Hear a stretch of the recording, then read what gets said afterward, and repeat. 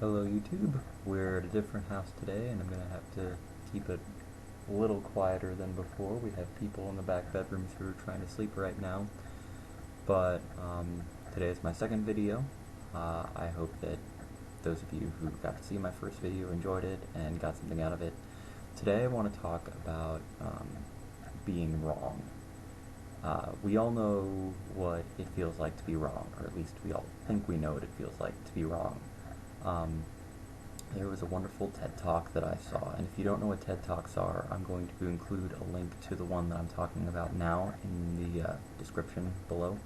So feel free to check that out, and feel free to check out any of the other ones, but TED Talks are subtitled as Ideas Worth Thinking About, or Ideas Worth Talking About, I think is what it is.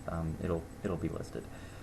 But this one particular talk was about being wrong, and how we all think we know what it feels like to be wrong. But in actuality, what that feeling that we think of when we think about being wrong is the feeling of realizing that we're wrong. Until that moment that we realized it, we were wrong and just hadn't realized it. So the real answer to the question of whether you know what it feels like to be wrong is that a lot of times being wrong feels like being right. And so we're talking a little bit about being wrong today. And I'm going to jump right into the challenge because that's going to cover everything that we want to talk about. The challenge for today is I want you to think about a time that you had an argument with someone where you can now look back on things and realize that you were wrong.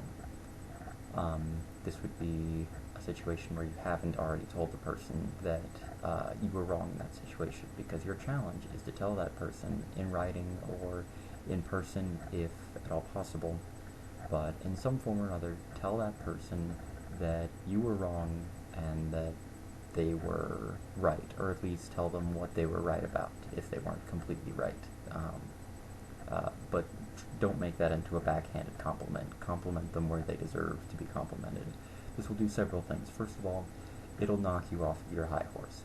We all need that every once in a while. I mean, if left to our own devices, people tend to wander around with the assumption that everything that they say and do is correct in some form or another, or they've somehow justified that. Which is why when we realize that we're wrong, we tend to try to shift the blame somewhere else, like we have faulty information, or we're not actually wrong, the other person's just using cheap arguments to make us sound like we're wrong. But the fact of the matter is we're wrong. So, first thing it'll do is it'll humble us, which is good. It's good for you. Whether or not it feels like it is good for you. The other thing we'll do is it will build up the other person, and because let's face it, if someone were to just walk up to you and say, hey, you know this one time that we had this big fight, I found out that you were actually right this whole time, that would make you feel good. So that's the second positive thing that can come from this very simple challenge. The third thing is that admitting that you're wrong, in addition to making you more humble, is it's exercising a muscle. It's a skill. It's something that you have to learn to be able to do, and you have to start doing it in order to learn how to do it.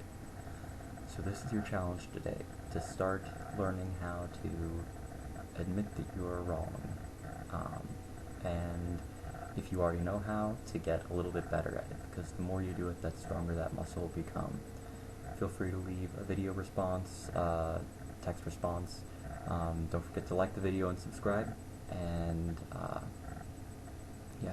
again, check out the TED Talk. It's a great talk. You'll get a lot out of it. Look into other TED Talks because they all talk about fantastic things. And that's all I have for you today. Have a challenging day.